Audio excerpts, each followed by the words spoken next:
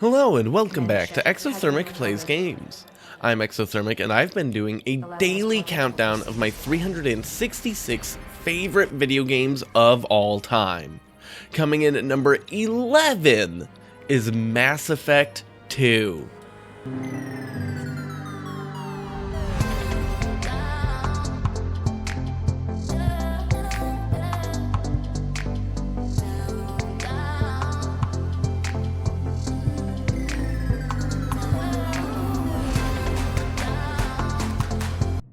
First things first, I love this trilogy and I covered a ton of world building stuff in my video for the first Mass Effect game. On top of that, decisions from game to game carry over as I ported the save file from that into this one, and that's a major part of the appeal to me for the franchise. I'm not going to rehash basically any of that in this video, and I'll be talking about things under the assumption you're on the up and up. So if you aren't familiar with the world and things going on, you may get a little lost in this one, and I highly suggest checking out the first video, which I've linked in the description. Still here? Cool. Without further ado, let's hit the ground running, because that's definitely what this game did. The game opens up to Commander Shepard and the crew of the Normandy doing their thing, investigating some reports on some planet about Geth activity as they continue searching into possible connections to the looming Reaper threat.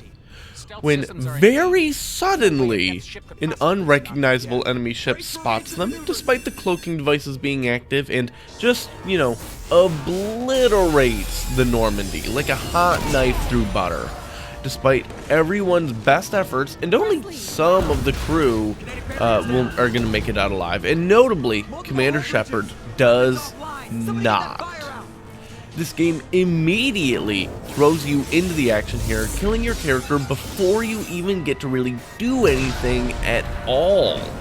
It's the most jarring opening to any game I've ever played, and is a brilliant plot device to set up not only this game, but also the finale. I really cannot overstate how much I love this opening cutscene, because at the end of the first game, you feel basically invincible, like your crew could overcome anything, and going into this title for the first time, it's exciting to see that crazy threat that you've never seen before, and right off the bat, you just die.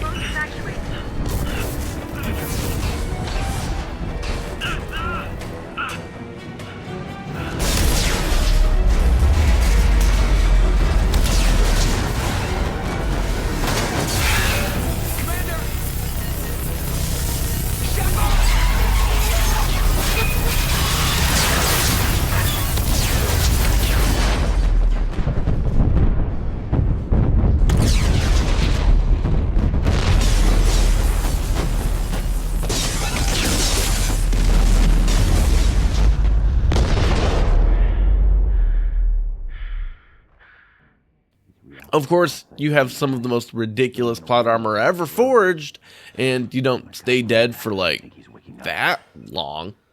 2 years go by, and Cerberus has recovered your corpse, and through a very expensive and complex procedure, they've rejuvenated and replaced many of the cells of your body, and quite literally brought you back to life. You may remember Cerberus as a human extremist group doing a lot of awful things to advance humans. They believe themselves to be the superior race of a quite diverse galaxy. The greatest strength of the Mass Effect games is how the narratives shape to your own actions and the relationships and interactions with the characters, so I'm going to be focusing on a lot of that in this video, so be prepared for plenty of spoilers. A lot has changed over the last couple of years. I'm not saying Cerberus is like Gandhi or anything, but they're definitely a lot more about the whole working together thing. As Shepard is rudely awakened, the Cerberus base he's in is under attack by all of the security mechs there.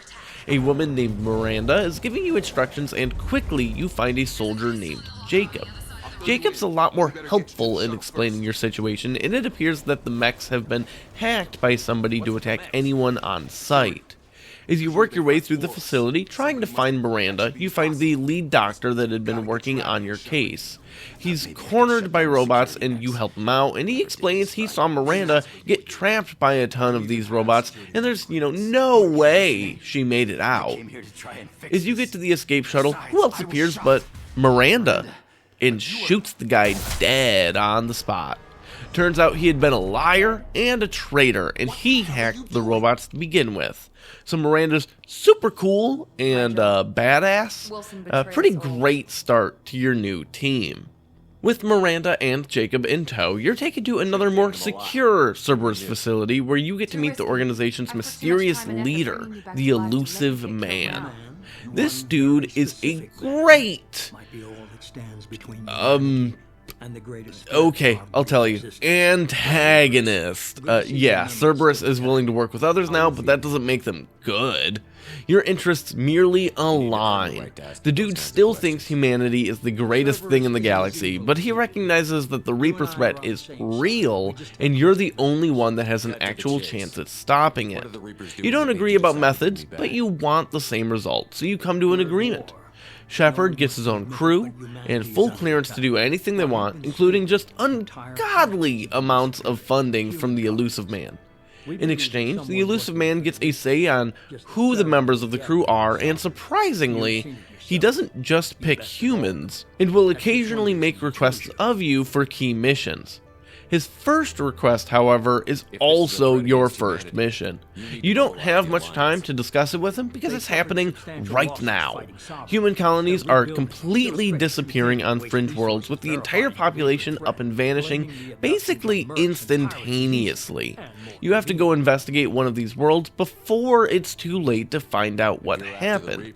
So how do you get there? Well, you're not the only thing Cerberus brought back from the dead. Your trusty, arrogant, sarcastic as ever pilot, Jeff Moreau, better known as Joker, is there, having joined Cerberus after the Alliance effectively grounded him. He didn't die in the opening, of course, you saved him.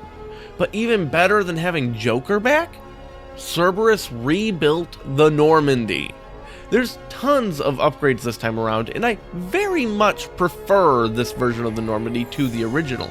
For starters, it's much larger, with more rooms, accommodating what grows to be a larger crew, and offering more immersive moments for storytelling. But also, the elevators are instantaneous. It wasn't so big of a deal recording the footage for the first game this time around, because I've been playing these on the Legendary Edition, and that has better load times, but it did still take some time every time I got in an elevator. In the original release, though, those elevators took forever!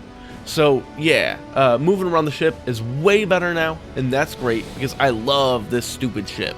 The Normandy is really a character of its own between the crew, the ambiance, your own private captain's quarters where you can fill an aquarium with cool fish, feed your pet space hamster, and collect your own collection of model ships. And that's not to mention all of the trials and hardships she takes you through. But also, she's literally a character now.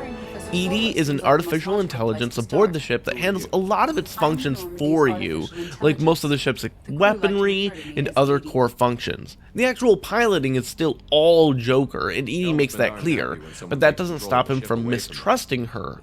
One of the better side stories throughout this game is how Joker and EDI learn to cooperate and really work as a proper team throughout the duration of this game, and it's some terrific character development for Jeff. Oh, also on board is your old friend Dr. Chakwas. She wasn't part of Cerberus, but she joined on to specifically be your doctor again for this critical mission. She's got a lot more dialogue this time around, and she's a pretty interesting character. There's also one more new crew member to talk about, Kelly Chambers, who basically works as your assistant, but also as a psychiatrist for the whole crew. She offers insight to how characters might be feeling about things and has a mechanically very helpful thing she does.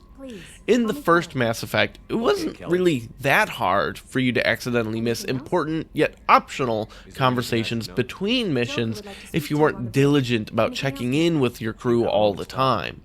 Now, Kelly will tell you when someone wants to talk to you, so it's easier to stay on top of that, especially with the larger cast. It's a great touch, and just one of many improvements they made to this title compared to the first, in the interest of player convenience.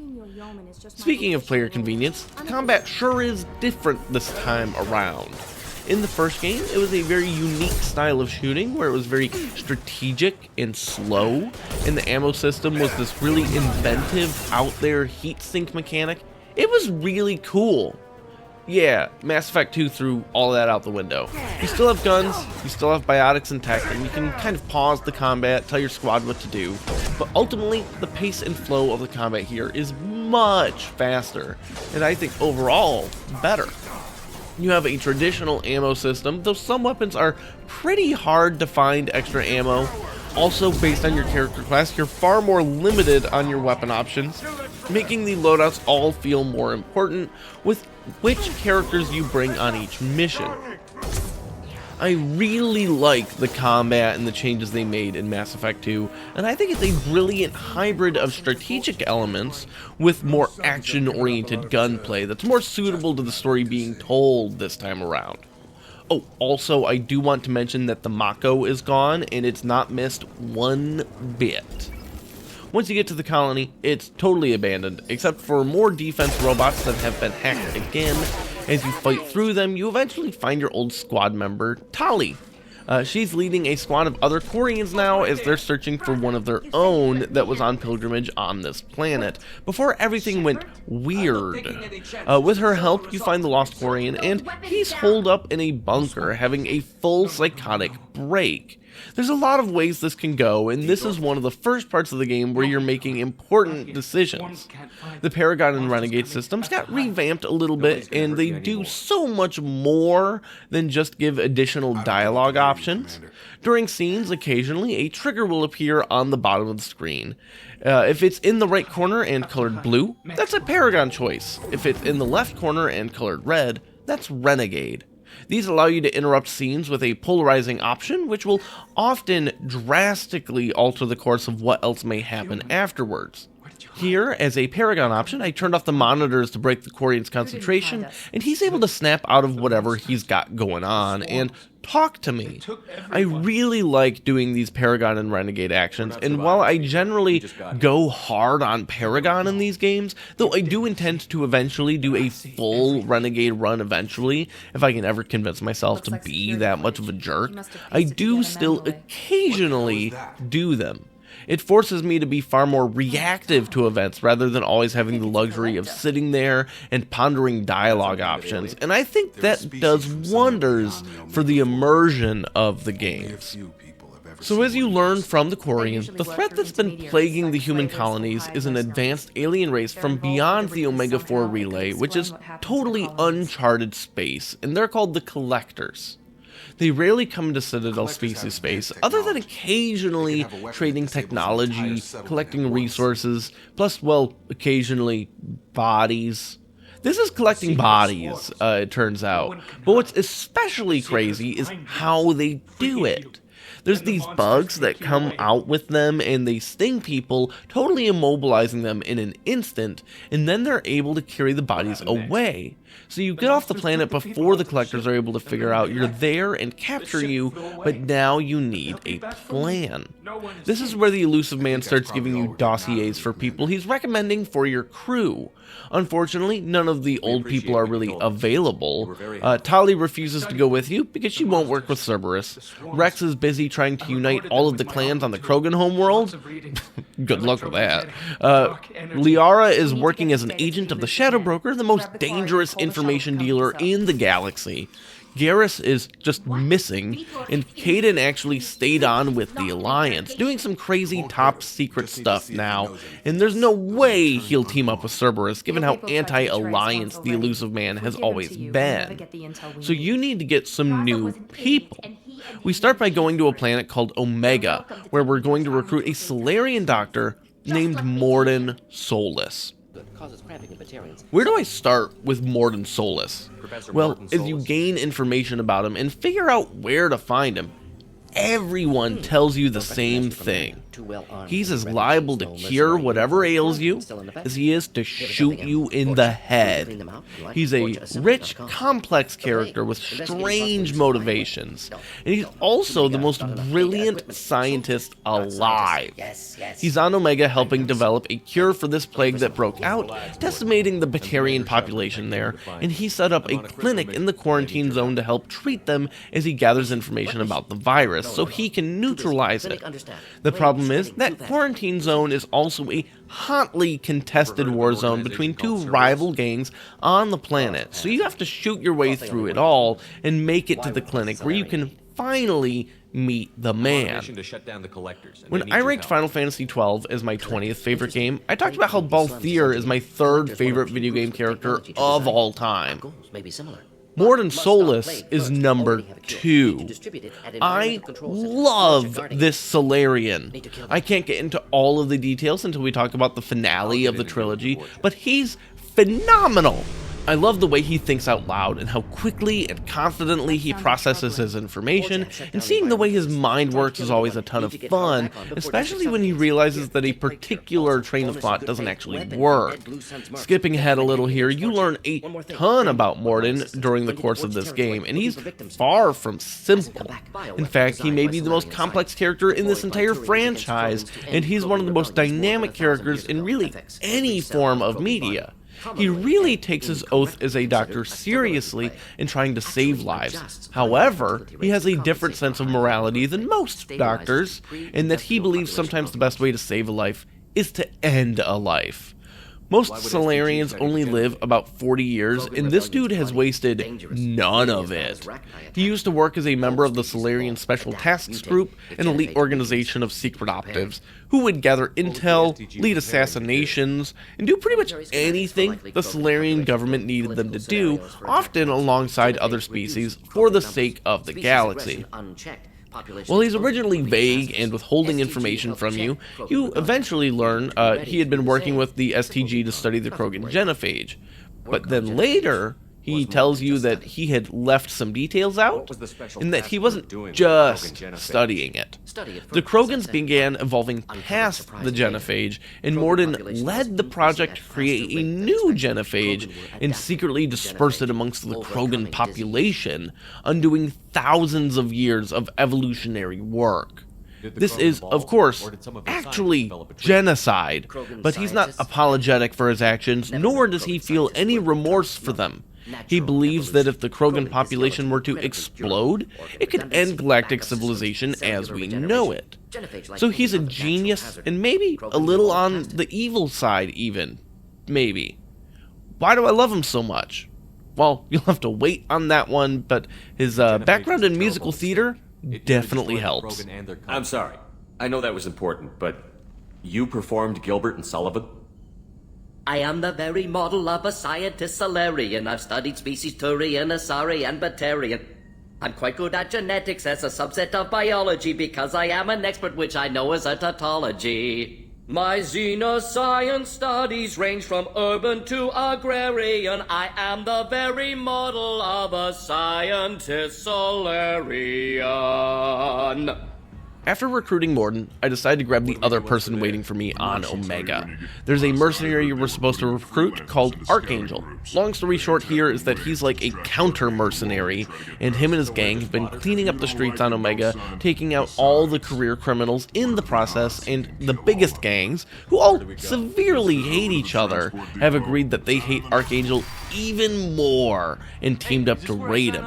They'll take pretty much anyone with a gun, and you go to join so you can sabotage the operation and then rescue Archangel. I do want to mention there's a great scene here where as you're leaving, there's a probably too young person trying to sign up, and you have the option of trying to talk them out of it. I forced them out of signing up, and then later, after the mission, I got a letter on the ship from the kid, thanking me for turning their life around. It's the little things that matter in these games, and there's a lot of little things to matter. After sabotaging stuff, we go in and discover that Archangel is none other than our favorite Turian, Garrus Vicarian. We have to take down these gangs because we're pretty cornered, and at least this time around, because I didn't sabotage quite well enough, oops, Garrus gets hurt pretty bad, and we're able to save him in the end, and he'll be okay, but he's definitely a little worse for wear. It's great having Garrus back on the ship, and talking to him about all of his motivations to become a mercenary instead of a cop is some fascinating character development. In fact, all of the returning characters, as you'll find out, there's some more, have undergone massive character development, and is one of the absolute highlights of the game, especially if you carried over a save file with your choices, like I do. For example, if you go and talk to Liara at some point, she is like really kind of a totally different person. She's found this confidence. She's no longer shy. She really is doing a lot, apparently, for the Shadow Broker. We'll expand on that later, but she's pretty aggressive now, and very forward with what she wants. But you also run into all sorts of other things. Like, in the first game, I saved the Rachni Queen. So at some point, someone approaches you, and you can talk to them, and it turns out it's the Rachni Queen working through this person. This person works basically as an agent for the Rachni Queen after the Rachni Queen saved their life, and they basically mind control them in order to talk to you, and it's really interesting having that connection, and that'll matter also, again, in the third game. Going back to the Citadel is especially interesting, because you run into, of course, depending on how you saved the council, who you made the human ambassador or their council seat if you're in the council, and so I had Commander Anderson join the council as the human person, and then I told Ambassador Udina to go suck it, and so there's a lot of intricacies there because the council still doesn't believe you about the Reapers, and it's a big problem. But that's not what I'm going to talk about with the Citadel. The thing about the Citadel that's so great is the amount of things that you did on it, because there's a ton of stuff in the first game to do on the Citadel. There's not quite so much this time around. You're mostly spending time in fringe parts of space protecting human colonies and going around with people. But there is some stuff, and a very funny thing that everyone loves to make fun of is you can talk to the shops to basically give you a discount. You can convince them through an endorsement. And so the endorsement is always, I'm Commander Shepard, and this is my favorite store on the Citadel. But the funny thing is that, like, you can do that with, like, 20 stores. So every store just becomes your favorite store on the Citadel, and every time you walk into it, just, hi, I'm Commander Shepard, and this is my favorite store on the Citadel. And it's dumb. It makes no sense to work this way. In some ways, it's like my only real criticism of this game is how it makes no sense for that. And they could have come up with something way better. And if that's the criticism I have, holy shit. But I'm going to speed things up a bit here, as in the interest of time, and also in the interest of the game can go a ton of directions. And based on how you handled the first game, I may already be off track from your experience. You get Jack, a prisoner that's also an incredibly powerful and unstable biotic, who had been experimented on by Cerberus. She's definitely down to break a ton of rules and is out to murderize everyone that's ever hurt her. Jack is cool, and her character growth over this game and the next is pretty interesting. I do want to mention, on the topic of experimenting on people, that Miranda has a fascinating background. She was actually genetically created by her father to be literally perfect, spent a ton of money, and she's an investment to carry on his legacy. This makes her smarter, faster, stronger, and really just amazing at everything she ever does, and is one of the most powerful biotics alive, at least amongst humans. And as the game goes on, she tells you more about this, like how she joined Cerberus because she ran away from home, and the elusive man took her in, mostly for his own dreams of power, sure, but ultimately created a place where she belonged, and felt like she could make positive contributions to the world, and also hide from her dad. Each member of your squad will eventually have an optional mission for you can go on that's called a loyalty mission, and for Miranda, this means going to protect her sister, who her dad has found, and things can go a lot of ways here. All of the loyalty missions in Mass Effect 2 are great and present a lot of opportunities for members of the crew to view you differently and even pick up some important rewards along the way. Another person you pick up is Grunt. You're not meant to get Grunt originally. So who is Grunt? Why are they called Grunt? There's a facility cloning Krogan again, and like on the planet Vormir, but it's different this time. Someone is trying to make really good Krogan, not just mindless abominations like Saren was. It's actually a Krogan warlord who you were supposed to recruit, but he was betrayed by a person that actually wanted him to just make mindless abominations like Saren was. Oops. So you get this greatest creation that he had made, a clone with no name. You take it aboard the ship, which is something much of the crew is pretty nervous about, and you have the option of whether or not to awaken him. Do it. Grunt is awesome because he's a brutal killing machine who's looking for a purpose in his life and latches onto Shepard as a provider of that purpose. But more importantly, Grunt is a baby, and you're functionally Grunt's parent, and while I did not have this set up, if you're playing as FemShep and you romanced Garrus in the last game and continue to in this one, Garrus effectively becomes Grunt's dad, and that is something that Turian was just not prepared for, and it is so funny. Grunt constantly gets into trouble out on missions because he just doesn't know a lot of things. He's a baby.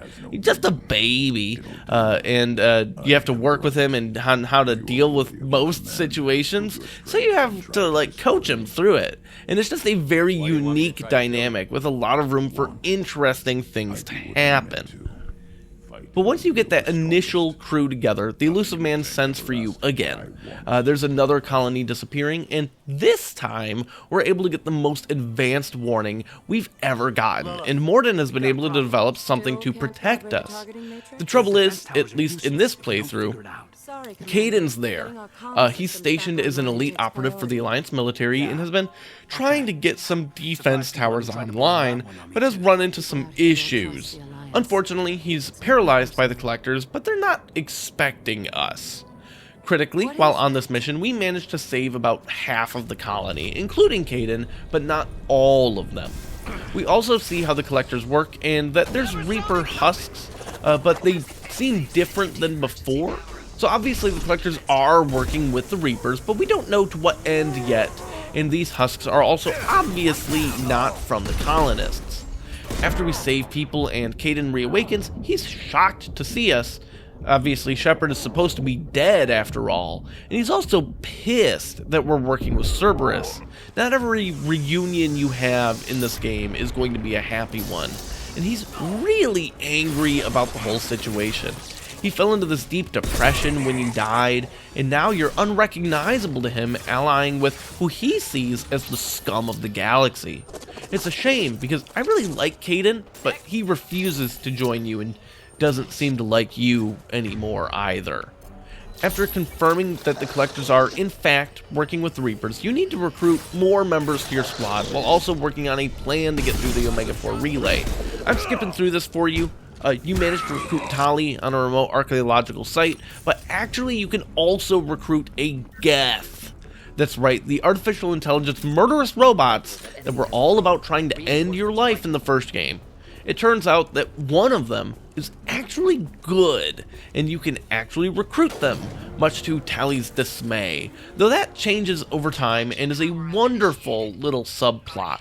You also recruit an Asari biotic named Samara, and she's, well, she's extremely, we'll go with intense. Importantly, you can actually recruit two different people, as you may wind up murdering Samara at some point because she's so intense, and her daughter joins you afterwards. It's wild. And lastly, there's Thane. Ooh, man, Thane is so cool. There's an entire alien species I haven't talked about in my, oh my god, this is what, over an hour of talking about these games, and what are Drell? Drell are like reptile people. They're very rare because unlike most intelligent life on the galaxy, they're basically allergic to water. If they have prolonged exposure to overly humid climates, they'll get very sick and eventually die. Well, Thane is an assassin and super awesome, and he's dying. He got very sick. He's going to eventually die.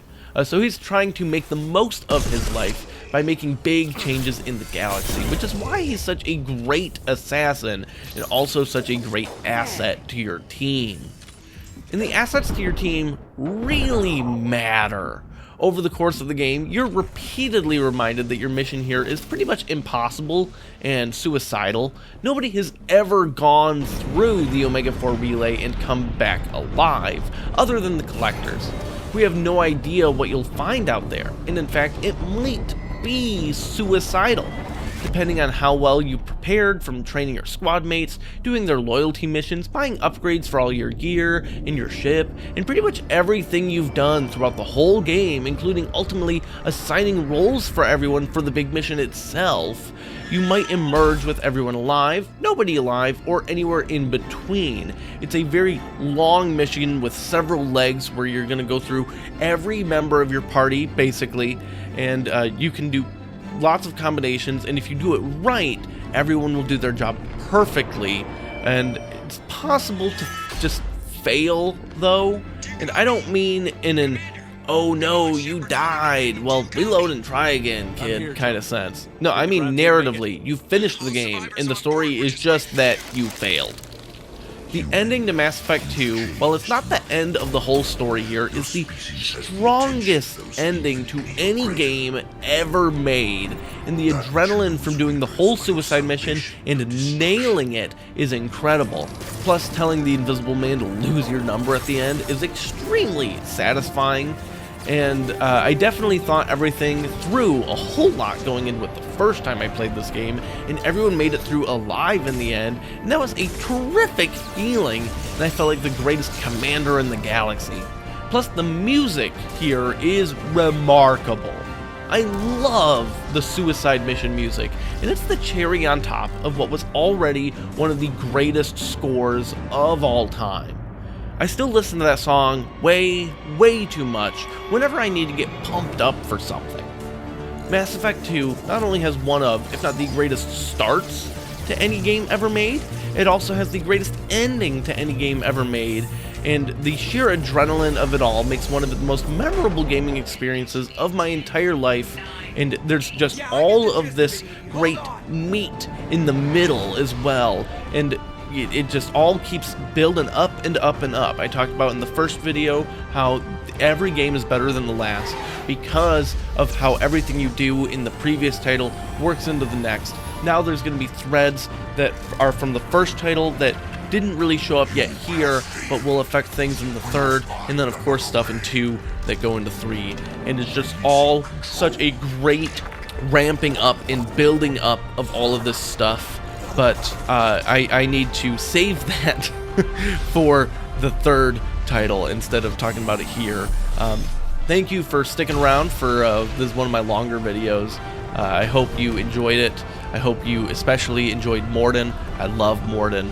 But you can join me tomorrow as I talk about my 10th favorite game where I actually cried myself to sleep the first time I played it.